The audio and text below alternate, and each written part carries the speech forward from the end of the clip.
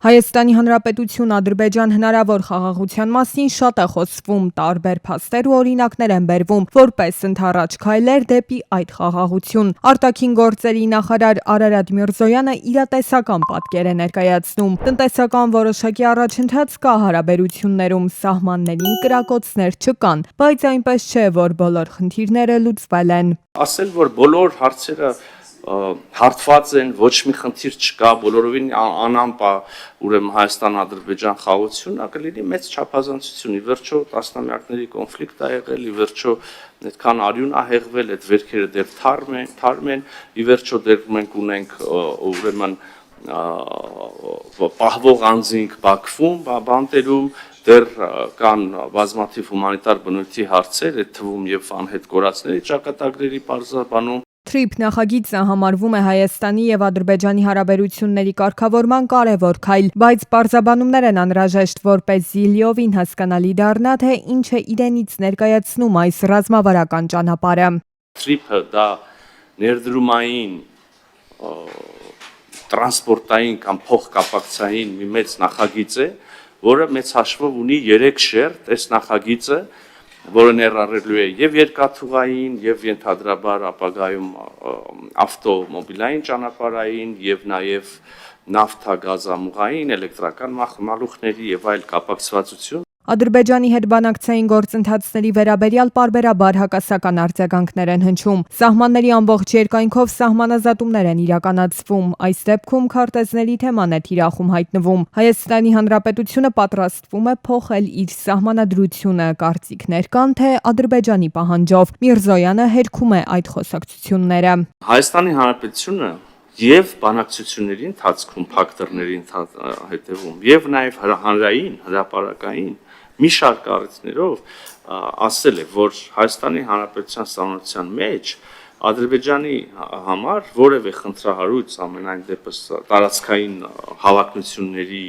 տանող որևէ պնդում չկա։ Հայաստանն ունի 4 անմիջական հարևան երկիր, դրանցից երկուսի հետ մենք ունենք չկարգավորված հարաբերություններ։ Ադրբեջանից բացի Թուրքիայի հետ էլ հարցեր ունենք քննարկելու ու կարգավորելու։ Գյումրի-Կարս երկաթուղու վերագործարկման համար օրինակ ստեղծվել է աշխատանքային խումբ։ Քննարկվում է նաև Անիի պատմական կամրջի վերականգնման հնարավորությունը։ Քննարկվում է նույնիսկ երկու երկրների բուհերում միմյանց ուսանողներին կրթաթոշակներ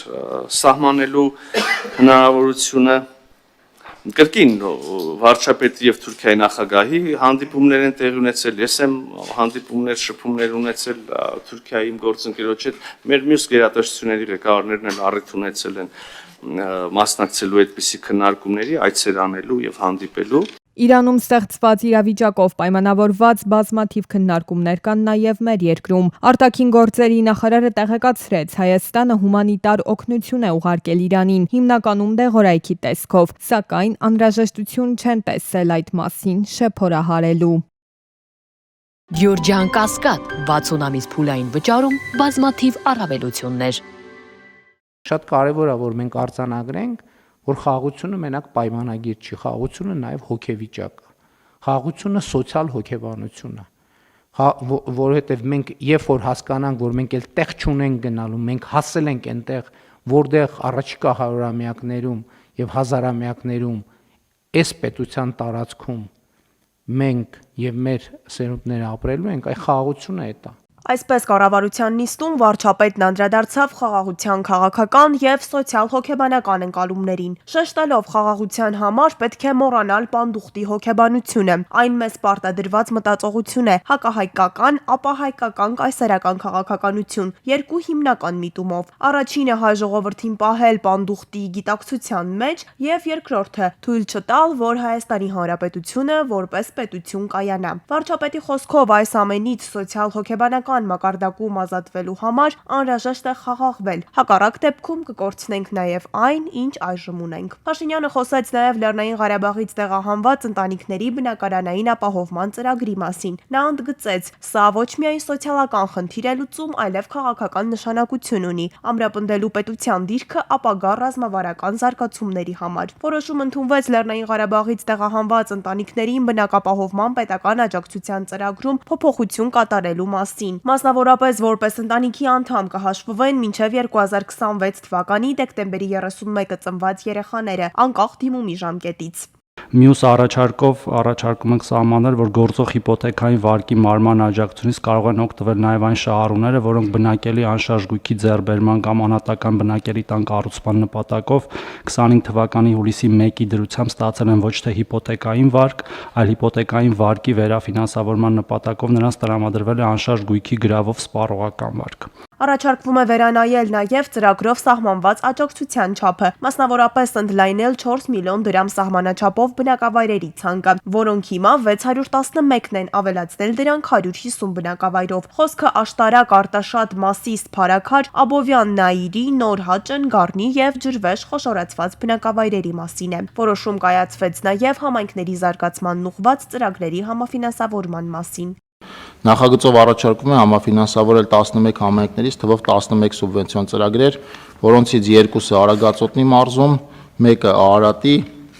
2-ը Արմավիրի մարզում, Գեղարքունիքի մարզում 2 ծրագիր, Սյունիքի մարզում 1 ծրագիր, Տավուշի մարզում 3 ծրագիր։ Միաժամանակ ցանկանում եմ նշել, որ այս հատկացումով արդեն 2026 թվականի պետական բյուջեից կունենանք 3 միլիարդ 57 միլիոն դրամի համաֆինանսավորած սուբվենցիոն ծրագրեր։ Նախարարի խոսքով աշխատանքները կիրականացվեն փուլերով, ընդգծելով ծրագրի համապարփակ եւ նպատակային բնույթը։ Հաստատվեց նաեւ բուսաբուծության աջակցության 2026 թվականի ծրագիրը, որով նախատեսվում է փոխհատուցել 1 հեկտարի հաշվով կատարվող հիմնական աշխատանքների ծախսերի 50%-ը։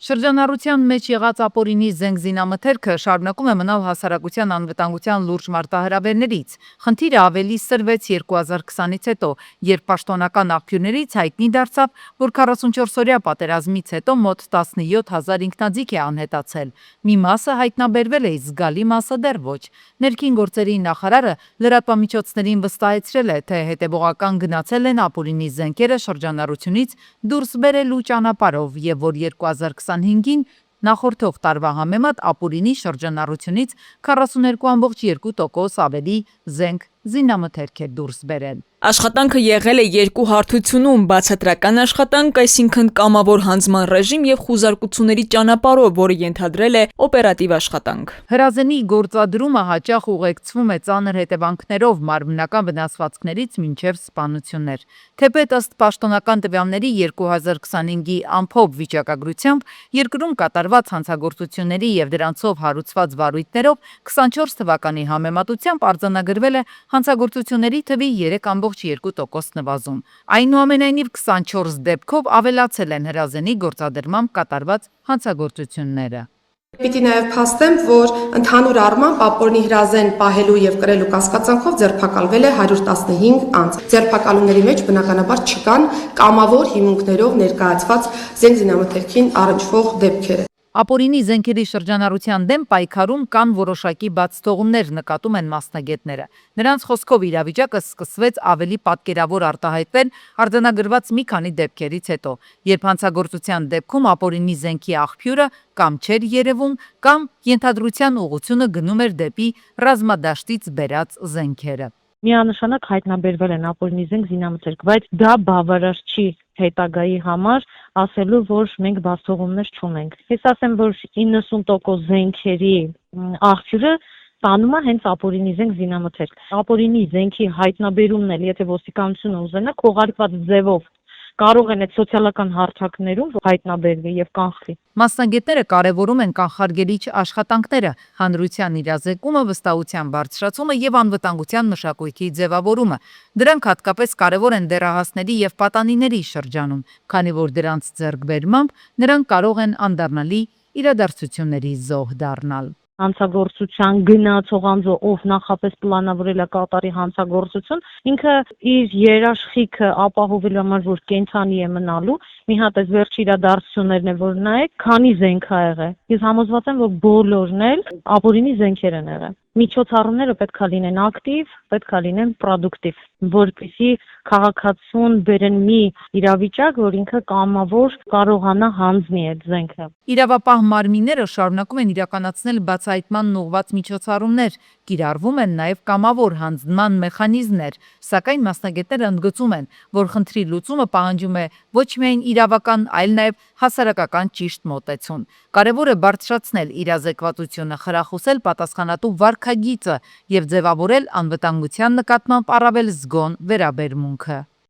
Սահմանադրական դատարանի դատավորների աշխատավարձի չափը կվերանայվի, որպես հիմնավորում առաջ է քաշվում այն հանգամանքը, որ աշխատավարձի ներկայիս չափը համարժեք չէ դատավորների բարձր իրավական կարգավիճակին, սահմանադրական լիազորությունների ծավալին եւ գործունեությանը բնորոշ պատասխանատվության ծավալին։ Մասնավորապես առաջարկում ենք Սահմանադրական դատարանի նախագահի, փոխնախագահի եւ Սահմանադրական դատարանի դատավորների համար օրենքով սահմանել հավելավճար դատավորի պաշտոնում աշխատանքային ստաժի համար։ Հաշվի առնելով, որ Սահմանադրական դատարանի դատավորները պաշտոնավարում են 12 տարի, հավելավճարը կգործի առավելագույնը 11 տարվա համար, սկսելով կիրառվել պաշտոնավարման երկրորդ տարվանից։ Այն կաճի փուլային սկզբունքով երկրորդ տարում կազմելով 20%, երրորդում 35%, իսկ չորրորդ տարվանից սկսած ամեն տարի ավելանալով եւս 10%-ով։ Ընդ որում հաշվարկներում կներառվեն նաեւ մինչ օրենքի ուժի մեջ մտնելը կուտակված աշխատանքային տարիները։ Նշեմ, որ 2026 թվականի համար Սահմանադրական դատարանի նախագահի, փոխնախագահների եւ 7 դատավորների մասով տվյալ պաշտոններում պաշտոնավարման դիմաց աշխատանքային ստաժի հիման վրա վճարվելիք հավելավճարի մասով ենթադրվում է 46 միլիոն 775 հազար 40 դրամի ծախս։ Տպագիր մամուլը շարունակում է զիջել իր դիրքերը թվային հարթակներին, հատկապես պաշտոնական ծանուցումների ոլորտում։ Նոր առաջարկով նախատեսվում է վերացնել պարտադիր պահանջը նման տեղեկատվությունը տպագիր մամուլում հրապարակելու վերաբերյալ։ Փոխարենը ծանուցումները կհրապարակվեն ազդարար.am պաշտոնական կայքում կամ համապատասխան կառույցների պաշտոնական ինտերնետային էջերում։ Առաջարկվող կարգավորումների արդյունքում հնարավոր կլինի ապահովել օրինակ շրջակա միջավայրի վրա ազդեցության գնահատման գործընթացներից բխող տեղեկությունների, հանրության գերակա շահերի ապահովման նպատակով սեփականության օտարման առնչվող հայտարարությունների հրապարակումները ազդարար.am պաշտոնական ծանուցումների կայքում հրապարակմամբ։ Միաժամանակ բանկային, ապահովագրական, ֆինանսավարկային եւ նմանատիպ այլ գործընթացներից բխող հրապարակումները կիրականացվեն համապատասխան կազմակերպության ինտերնետային կայքում հրապարակելու ձևաչափով։ Վերջին տարիներին զգալի աճ է գրանցվել բանկային գաղտնիք պարունակող տվյալների ստացման եւ առգրավման որոշումների քանակում։ Սա մեծացրել է թե ժամանակային, թե ռեսուրսային բեռը, դժվարացնելով ինչպես իրավապահ մարմինների, այնպես էլ ֆինանսական կազմակերպությունների աշխատանքը։ Արդյունքում հաճախ երկարաձգվում են պահանջվող տեղեկատվության տրամադրման ժամկետները։ Խնդիրը լուծելու համար բանկային եւ հարակից գաղտնիք պարունակող տեղեկությունների առգրավման դեպքում օրենքով կնախատեսվի նաեւ էլեկտրոնային առգրավման եղանակ։ Հիշյալ գործընթացը էլեկտրոնային եղանակով իրականացնելը միտված է տեղեկատվության փոխանցման վրա ծախսվող ժամանակը եւ ռեսուրսները կրճատելուն, ինչպես նաեւ գաղտնիք կազմող տեղեկությունների փոխանցման գործընթացում մարդկային ներգրավվածությունը նվազեցնելուն։ Միաժամանակ հարկ եմ համարում նշել, որ համապատասխան տվյալները էլեկտրոնային եղանակով ստանալը, առգրավելը չի նշանակում, որ բանկային կամ հարակից գաղտնիք կազմող տեղեկությունները կարող են փոխանցվել ցանկացած էլեկտրոնային եղանակով, այդ թվում պաշտոնական կամ աշխատանքային փոստի միջոցով։ Նոր կարգավորումների ընդունման դեպքում կստեղծվի հատուկ պաշտպանված էլեկտրոնային համակարգ, որի միջոցով կիրականացվեն տվյալների առգրավման գործընթացները։ Երևանի մամուլի շենքի ապագայի վերաբերյալ վերջնական որոշում դեռ չկա։ Պետական գույքի կառավարման կոմիտեի տվյալներով համացանցում տարածվող պատկերները էսքիզային են, վերջնական տարբերակ դեռ հաստատված չէ։ Նախատեսվում է բազմաֆունկցիոնալ համալիրի վերանորոգում եւ հնարավոր է վերափոխում։ Շենքի քանդում չի նախատեսվում։ Ներկայումս շենքում գործող վարձակալների գործունեությունը չի փոխվել։ Փոփոխությունների դեպքում նրանք նախապես կտեղեկացվեն։ Արհեստական բանականության գործիքները ուսման մեջ դարձել են երեխաների դասապատրաստումների անբաժանելի մասնիկներից մեկը։ Ճամբարները բաժանված են երկու մասի։ Ոմանց համար արհեստական բանականությունը արագ եւ հարմար օգնական է, մյուսների կարծիքով այն խաթարում է սովորելու իրական գործընթացը։ Մասնագետները ընդհանուր առմամբ դեմ չեն այս գործիքների կիրառելուն, սակայն շեշտում են կարևոր է, որ այն լինի չափավոր, առանց հստակ սահմանների վտանգ կա կեղծ առաջադիմության ձևավորելու, երբ գնահատականները չեն արտացոլի երեխաների իրական կարողությունները։ Երեխաները դրանով ըստ էության իրենց ուղեղը չեն աշխատացնելու, այլ աշխատացնելու են արհեստական բանականության ուղեղը, ճակերտներում ասենք։ Նրանք արհեստական բանականությունը օգտագործում են կուրորեն։ Երեխաները օգտագործում են ինչպես օգնական, ինչպես հուշարար, որը ուղղակի անթույլատրելի է։ Մեր խնդիրն է դա օգտագործել արդյունավետ եւ այդ օգտագործման հնարավորությունները արհեստական բանականության արդյունավետորեն ինտեգրել կրթության համակարգ։ Չէ, չեմ քշեմ ախպեր, լուչի չքշեմ, կասե ես պրոստե հիվանդեր բդի տանեի բժշկի բարեկամս էր ստիպված։ Իմ չեմ քշի, ներվեր չունեմ ես ես։ Երևանում խցանումներն արդեն դարձել են ոչ թե ժամանակավոր անհարմարություն, այլ առօրյա իրականություն։ Ամեն երեկո եւ ամեն առավոտ մայրաքաղաքի տարբեր փողոցներում ձևավորվող մեքենաների երկար շարքերը ստեղծել են մի իրավիճակ, երբ անգամ կարճ տարածություն հաղթահարելը կարող է ժամեր տևել։ Քաղաքային երթևեկության կազմակերպման հարցում առկա ճանապարհների գերբեռնվածությունը եւ վարորդական մշակույթի խնդիրները միասին ձևավորում են այն փակ շրջանը, որի մեջ հայտնվել է մայրաքաղաքը։ Խնդրի լուծման համար վարչապետի հանձնարարությամբ ճգնաժամային կառավարման հանձնաժողով էլ ստեղծվեց, որի կազմում ներգրաված մի շարք գերատեսչությունների ներկայացուցիչներ հրատապ կոնկրետ լուծումներ պետք է առաջարկեին։ Շեշտը լինելու է իհարկե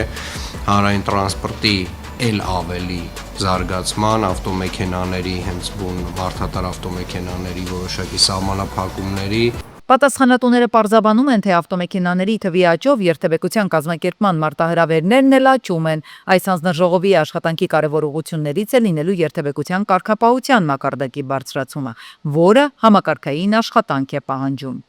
Բայց դա էլ պետք է հասկանանք, որ մի X պահի այլ վարչական որոշումներ պետք է կայացնենք, որովհետև փողոցների ծավալը անսահմանափակ չի։ Մասնագետները հանձնաժողովի աշխատանքի վերաբերյալ սակայն այլ կարծիք ու մեկնաբանություն ունեն։ Նրանք ասում են, որ միայն հանդիպումներ, քննարկումներ անցկացնելով սայլը տեղից չի շարժվում։ Այս հարցում պետք է օգտվել միջազգային պրակտիկայում կիրառվող մեթոդներից, նշում են մասնագետները։ Ավտոբուսների համար առանձնացված երթուղի է առանձնացրեցին բոլոր զարգացած երկրներում, այդ երթուղիով նաև երթևեկում են տաքսիները։ Դրա համար պետք է այդ ոլորտը կարգավորվի, լիցենզավորվի, առանձնացվի։ Թե հետիոտները, թե վարորդները պետք է իրապետեն երթևեկության կանոնների, նկատում են մասնագետները։ Նրանց կարծիքով խցանումների առաջացման առաջնային պայմաններից է, երբ մեքենաները անընդհատ մի գոտուց մյուսն են տեղափոխվում, իսկ անձնական մեքենաների շահագործումը սահմանափակող միջոցառումները մասնագետների գնահատմամբ երթևեկության կազմակերպման միջոց պետք չէ դիտարկել։ Կենտ համարներով մեքենաները պետք է զույգ օրերը չքշեն կամ զույգ համարներով մեքենաները կենտ օրերը չքշեն։ Աբսուրդ է։ Մարդկա ստուգանելու համար ինչ-որ մեծ սիստեմ են մշակում։ Երևանի խցանումները դարձել են քաղաքային կյանքի անբաժանելի մաս, սակայն հարցը շարունակում է մնալ բաց, արդյոք մայրաքաղաքը կարողանա դուրս գալ այս փակ շրջանից, թե խցանումները կշարունակեն սահմանել քաղաքի ռիթմը։ Տարոնիկցիները մարտի 26-ին հստակ որոշումով էին հավաքվել։ Կաթվածը հարանել Երևան-Արմավիր գլխավոր ճանապարհը։ Պատճառը գյուղի անմխիթար վիճակում գտնվող փողոցն է։ Մեծ կնանիք ընկերներ ոտները ջարդվում է, լուրջ բան եմ ասում։ Քիչ ես ասում, երեխեքը դասենեթում ցեխոտվում են։ Մեծ կնանիքը չեն էլ կարում քելան արդեն։ Երեխեքը вообще չեն, մեկը ավտոնի տանում, այն մեկը չունի շլկմա տանում, ողնաշարի գրիժ ենք ստացել։ Դեռ նախորդ անգամ բողոքի ակցիայի ժամանակ հայտնել էին իրենց այս մտադրության մասին։ Փողոցում ասֆալտը բացակայում է, փոսերն այնքան շատ են, որ տեղաշարժվելը մեծ խնդիր է դառնում։ Գոյնե բարեկարգեք իսկ կենտրոնական է համարվում։ Երկրորդականը մի ասենք համայնքից համայնք միացնող ճանապարհը ու սենց։ Այդ ո՞նց է ուրիշ համայնքներում երկրորդական, երրորդական փողոցներում են ասֆալտ անում։ Ընդամենը 1 կիլոմետրանոց ճանապարհը դարձել է անանցանելի։ Իսկ երեխաները ամեն օր դպրոց ու մանկապարտեզ են գնում այդ հատվածում։ Շտապ օգնության մեքենաներն ու հասարակական տրանսպորտն էլ մեծ դժվարությամբ է անցնում կամ էլ առհասարակ չի անցնում։ Ողջ գյուղը մի մարդու նման կանգնել է եւ արդարացիորեն պահանջում են, ասում են մենք էլ ենք ուզում որակյալ։ Հեն, քանի անգամ ես ավտո տանում արեստավորի մոտ։ Ամեն անգամ ես օրը մեջ, չէ։ Գյուղացիների հետ հանդիպման էին եկել տարածքային կառավարման եւ ենթակառուցվածքների նախարարության ճանապարհային դեպարտամենտ հիմնադրամից։ Քննարկեցին, որոշեցին աշխատանքների մեկնարկի ժամկետները։ Էսա նախագծողը ստեղա, դեպարտամենտի ներկայացուցիչը ստեղա, խոսացինք ժամկետների մասով պլյուս մինուս օրեր, կվերջացնենք, սկսենք։ Էսի հստակ չասենք ապրիլի 30 ու վсё այդ 30-ը ֆիքսենք։ Պլյուս մինուս չորսի 30-ի մենք ստեղ ենք 100% մեկը սպասում ենք 6 տարի շարունակ է, որ տարոնիկցիները խոսում ու բարձրաձայնում են խնդրի մասին։ Ասում են իրենց համբերության բաժակը լցվել է։ Դրա համար էլ որոշել են կտրուկ միջոցների դիմել։ Հիմա կսպասեն մինչև խոստացված օրը աշխատանքների մեկնարկը։